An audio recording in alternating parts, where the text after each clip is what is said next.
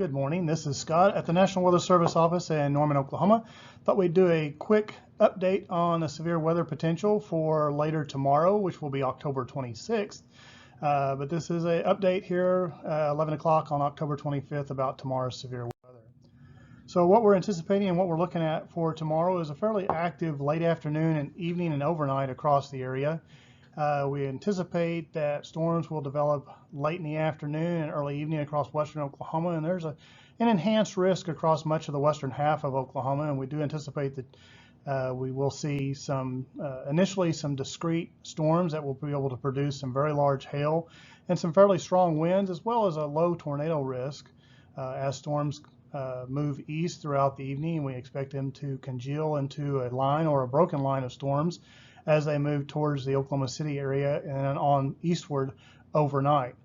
They will continue to pose some wind and hail threat throughout the area, as well as a low tornado risk.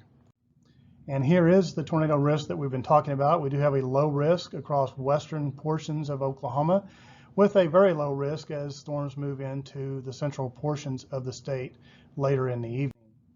As far as timing is concerned, we expect storms to develop late afternoon across western Oklahoma in that 6 to 9 p.m. time frame, affecting the western couple of rows of Oklahoma as well as western North Texas.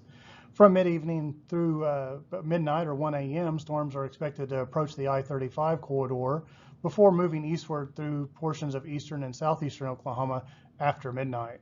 These will pose a severe threat throughout this time frame.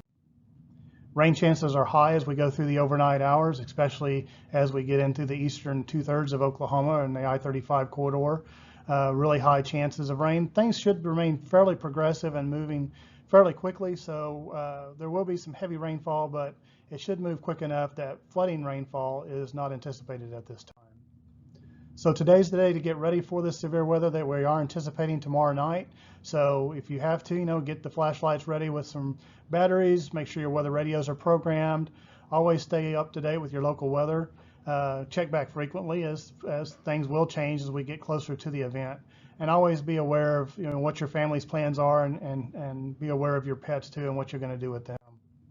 Always have multiple ways of getting your warnings, whether it be through social media, your phone, weather apps, TV, wireless alerts. Always have at least 3 ways to get warnings just in case one of them does fail.